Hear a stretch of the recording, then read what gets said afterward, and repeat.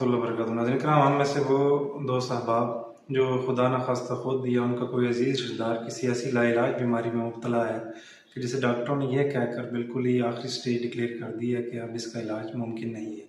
ये वजीफ़ा उनके लिए है ख़ास तौर पर, और बिलअमूम उन लोगों के लिए है जो इसके अलावा मुख्तलिफ़ किस्म की छोटी बीमारियों में खुदा न खास्ता मुब्तला है।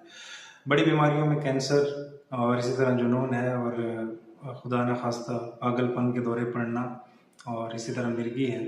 ये इस तरह इसकी कबील से और बहुत सारी लाइलाज बीमारियां हैं, उनके लिए ये वजीफ़ा खुसूसी तौर पर है।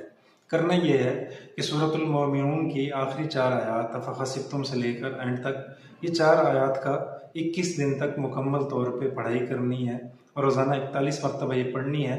अगर मरीज़ खुद पढ़ ले तो फ़बिहा, अगर खुद न पढ़ सके तो कोई पढ़ने वाला उसके पास पढ़कर खाने या पीने की अशिया मसलन पानी पर दम करके रोज़ाना की बुनियाद पर उसको पिलाते रहे। 21 दिन का ये इलाज है